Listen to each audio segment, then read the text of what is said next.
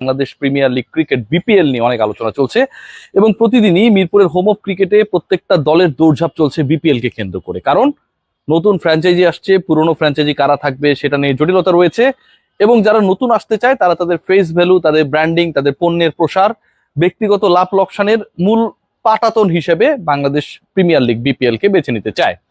যতটুকু আমরা জেনেছিলাম যে 27 ডিসেম্বর হচ্ছে বিপিএল শুরুর একটা ডেডলাইন। বাংলাদেশ ক্রিকেট বোর্ড তারা তাদের মতো করে ড্রাফট করেছে এবং তার আগে প্লেয়ার্স ড্রাফট হবে, তার আগে টিম সিলেকশন হবে, তার আগে যেই ব্যাংক গ্যারান্টির টাকা পয়সা থেকে শুরু করে যেই দলগুলো পূর্বে ছিল তাদের অতীতের পাওনা ঠিকঠাক ভাবে তারা পে করতে পেরেছে কিনা সেই হিসাব নিকাশগুলো হবে। যেই ঘটনাই ঘটুক না কেন, এবারের বিপিএল এ পুরনো বিতর্কিত যারা তারা মোটামুটি আসার জন্য, আসবার জন্য এবং সেই প্রসেসটাতে এই মুহূর্তে তারা অনবোর্ড করেছে। আমি শুরুটা করব চট্টগ্রামকে দিয়ে। চট্টগ্রামকে নিয়ে এই মুহূর্তে আলোচনাটা সবচেয়ে বেশি হচ্ছে, চট্টগ্রাম চ্যালেঞ্জার্স এবং চট্টগ্রাম কিংস। চট্টগ্রাম চ্যালেঞ্জার্স এর কথা আপনারা সবাই জানেন। চট্টগ্রাম চ্যালেঞ্জার্স মোটামুটি গত 3-4 বিপিএল থেকে বিপিএল এ অংশগ্রহণ করছে। সেই দলটার পারফরমেন্স গতবার এক্সপেকটেশনস থেকে বেটার ছিল এবং শেষের দিকে গিয়ে তারা খেয়ে হারিয়েছিল। শুরুটা খুব ভালো ছিল। এর থেকেও বেশি আলোচনায় কখনো কখনো মেহেদী হাসান মিরাজ কাণ্ড, কখনো কখনো নাসুম আহমেদ কাণ্ড। চট্টগ্রাম চ্যালেঞ্জার্স মানে এখানে কোনো না কোনো একটা গ্যাঞ্জাম লাগবেই। এবারও চট্টগ্রাম চ্যালেঞ্জার্স দল নিতে চায় এবং বিসিবি প্রেসিডেন্ট ফারুক আহমেদের সাথে চট্টগ্রাম চ্যালেঞ্জার্সের কর্ণধার বা তার সাথে জড়িত যারা তাদের আলোচনা হয়েছে। জটিলতার জায়গাটা তৈরি হয়েছে চট্টগ্রামে আরেকটা দল রয়েছে, চিটাগং কিংস, যেই দলটা বিপিএল এর শুরুর আসরগুলোতে ছিল, একবার রানার্স আপ হয়েছে। সেই দলটাও এবার বিপিএল আসতে চায় চট্টগ্রামের ব্র্যান্ডিং এই। একটা হচ্ছে চট্টগ্রাম চ্যালেঞ্জার্স আর একটা হচ্ছে চিটাগং কিংস। চিটাগং কিংস আসতে চাওয়া নিয়ে চট্টগ্রাম চ্যালেঞ্জার্স এবং চিটাগং কিংসকে নিয়ে বাংলাদেশ ক্রিকেট বোর্ড মোটামুটি একটা জটিলতায় পড়েছে। কেমন জটিলতা? আমি যদি চ্যালেঞ্জার্স এর কথা বলি, চট্টগ্রাম চ্যালেঞ্জার্স তারা এখন পর্যন্ত লাস্ট বিপিএল এর যে পেমেন্ট সেটার 75% পে করেছে। মানে একজন ক্রিকেটার যদি 100 টাকা পারিশ্রমিকে চট্টগ্রাম চ্যালেঞ্জার্সের সাথে চুক্তিবদ্ধ হয়, বিপিএল শেষ হয়েছে, একটা আসর শেষ হওয়ার পরে আরেকটা আসর কবে শুরু হবে সেটা ডেডলাইনে আলোচনা চলছে। 100 টাকায় চুক্তিবদ্ধ ক্রিকেটার 25 টাকাই পায় নাই, 1/4 টাকা তারা এখন পর্যন্ত পান নাই। সেই টাকা না পাওয়া অবস্থায় একটা দল পরের বিপিএল নিয়ে পরিকল্পনা করছেন। বিসিবি প্রেসিডেন্ট ফারুক আহমেদ যতটুকু আমি জানতে পেরেছি যে তাদেরকে বলে দিয়েছে যে ব্যাংক গ্যারান্টি যে 1.5 কোটি টাকা এবং 25% যে পেমেন্ট যেটা হচ্ছে ডিউ রয়েছে প্রিভিয়াস এডিশনের, সেটা পে করার পর তাদের সাথে আলোচনাটাকে তিনি ফার্দার এগিয়ে নেবেন। চট্টগ্রাম কিংস এদেরকে নিয়েও একটা বিশাল জটিলতা। সেই জটিলতা খুব ইন্টারেস্টিং। সেটা হচ্ছে তারা যখন অংশগ্রহণ করেছিল সেই সময়ই নাকি বাংলাদেশ ক্রিকেট বোর্ড তাদের কাছে অনেক টাকা পায় প্লেয়ার্স পেমেন্ট বাবদ। যেই ধরনের চুক্তি ছিল, কন্ট্রাক্ট ছিল, যেই কন্ট্রাক্ট অনুযায়ী ক্রিকেটারদের পারিশ্রমিক পাওয়ার কথা ছিল সেটা তারা ঠিকঠাক ভাবে পায় নাই। এবং চট্টগ্রাম চ্যালেঞ্জার্স এর একটা সূত্র মতে চট্টগ্রাম কিংস এর কাছে বিসিবির পাওনা, আমি যতটুকু জানতে পারলাম, 5 কোটি টাকার উপরে। তো এই হচ্ছে সিচুয়েশন। আপনি যাকেই দেন না কেন, কেউ খুব একটা ভালো লোক না। ঢাকা কেন্দ্রিক যে জটিলতা তৈরি হয়েছে এটা খুবই ইন্টারেস্টিং। সাকিব আল হাসান এই দলের নেপথ্য নায়ক, তিনি পেছনে থেকে ঢাকার কলকাঠি নাড়ছেন এবং ঢাকার গতবারের যে মালিকানায় যারা ছিলেন তারা এবার নেই এবং তারা না থাকার মূল কারণ যেটা সেটা হচ্ছে যে রাজনৈতিক পট পরিবর্তন। এবার আমরা শুনছি যে কিছু নায়ক আসবেন, তারপরে বাংলাদেশের একটা স্বনামধন্য ইলেকট্রনিক পণ্য উৎপাদনকারী প্রতিষ্ঠানের সাথে যুক্ত একটা কসমেটিক্স ব্র্যান্ড, আমি কোনোটারই নাম বলছি না রেসপেক্ট রেখে, সেই ব্র্যান্ডটা এখানটা ইয়ে করবে। কিন্তু ভেতরে খবর যেটা, যে বিতর্কিত কিছু মানুষ অতীতে যারা জেলও খেটেছেন অন্য মামলায় এবং বিপিএল এ যাদের রোল নিয়ে বিভিন্ন সময় ডিবেট ছিল, ইংরেজি এম অক্ষর দিয়ে একজন ব্যক্তি রয়েছেন, হ্যাঁ, যিনি সিলেট রয়্যালসের সাথে যুক্ত ছিলেন, সেই সময় গ্যাঞ্জাম ছিল।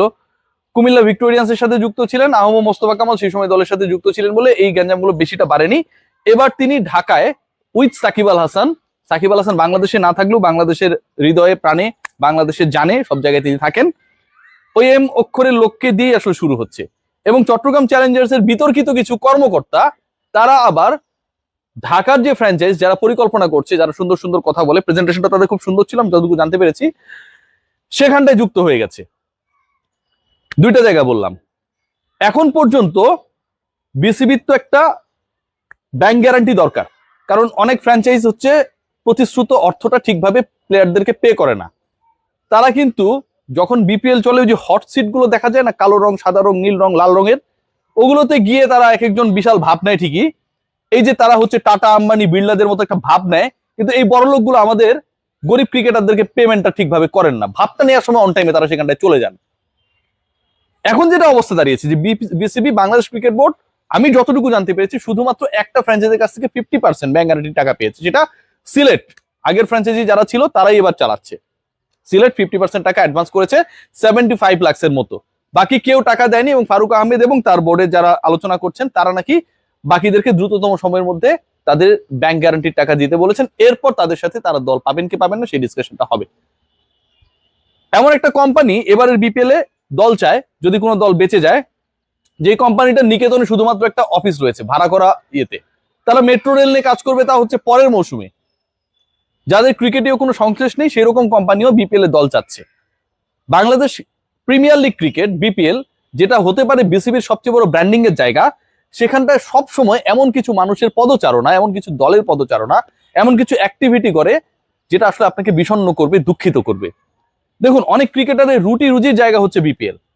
বাংলাদেশের ডোমেস্টিক ক্রিকেট যারা খেলেন কম বেশি, তারা বিপিএলও খেলেন, এবং ক্রিকেটাররা বলেছেন কি যে পারিশ্রমিক কমিয়ে হলেও বিপিএলটা যেন হয়। মুশফিকুর রহিম, তামিম ইকবাল, এদের তো আর টাকা ম্যাটার করে না ভাই, আল্লাহর রহমতে এরা খুব বড় জায়গায় গেছে, কিন্তু তারা বিপিএলটা যেন হয় সেই ব্যাপারটা তারা চান। অন্য ক্রিকেটাররা যেন ভালো থাকে, যেহেতু পরিবেশ খারাপ।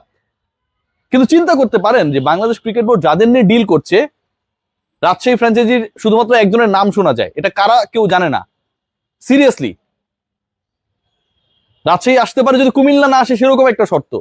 তো বাংলাদেশ ক্রিকেট বোর্ড যাদেরকে নিয়ে ডিল করছে, এমন একটা অবস্থা, তারা এই ক্রিকেটারদের অতীতের পেমেন্টটা প্রপারলি দেন নাই। তারা অতীতের বিভিন্ন বিপিএল এ, অতীতের বিভিন্ন এডিশনস গুলোতে কোনো না কোনো ভাবে যুক্ত ছিলেন, এবং সেখানটায় তারা বিতর্ক ছড়িয়েছেন। এদেরকে নিয়ে বাংলাদেশ প্রিমিয়ার লিগ বিপিএল করার থেকে আমি মনে করি না করা ভালো। আইপিএল আমরা দেখি, পিএসএল এর কথা আমরা দেখি, বাংলাদেশের এই ফ্র্যাঞ্চাইজি টুর্নামেন্টে পরে শুরু হওয়া পিএসএল কোন লেভেলে চলে গেছে। আজকে বিপিএল এর ফ্র্যাঞ্চাইজ যারা করে, তারা হচ্ছে বিসিবির কাছ থেকে রেভিনিউ শেয়ারিং চায়। পিএসএল এ যখন একটা দল 20-22 কোটি টাকা হচ্ছে ব্যাংক গ্যারান্টি দেয়, তারপরে রেভিনিউ শেয়ারিং চায়, পিসিবি সেটা দেয়, ব্যাপারটা খুব স্মার্ট লাগে না? আর বাংলাদেশের যারা বিপিএল খেলে, যে ক্রিকেটারের পারিশ্রমিক 3 লাখ থেকে 5 লাখ টাকার মধ্যে, সেই ক্রিকেটারের ওই 5 লাখ টাকার 25% যখন বাকি থাকে, এবং বাকি রাখা ওই ফ্র্যাঞ্চাইজি গুলো টাটা বিড়লা আম্বানির মতো ভাব নিয়ে ওই মাঠের মধ্যে বসানো হট সিট গুলোতে বসে বসে যখন তারা ভাব নেয়, তারা যখন ওই 5 লাখ টাকার 25% টাকা, কয় টাকা হয়, 1 লাখ টাকা সামথিং হয় তাই না, এইটা দিতে গড়িমসি করে, এবং বিসিবি প্রেসিডেন্ট ফারুক আহমেদের মতো একজন বিচক্ষণ মানুষকে দিন শেষে তাদেরকে অনুরোধ জানাতে হয় যে অতীতের এডিশনের টাকাগুলো ভাই দিয়ে দাও, তারপরে আমরা আলোচনাটাকে আগাই নি। এর থেকে দুঃখজনক কিছু হতে পারে না। যেটাই হোক, যেই দলই আসুক, প্রত্যেকটা দল যেন ব্যাংক গ্যারান্টি দিয়ে খেলতে নামে। এর আগের এডিশনস গুলোতে এগুলোর ব্যর্থ হয়েছে দেখেই এখনো ক্রিকেটাররা বিপিএল এর পুরো পারিশ্রমিক পায় নাই। বিসিবির কাছে যদি ওই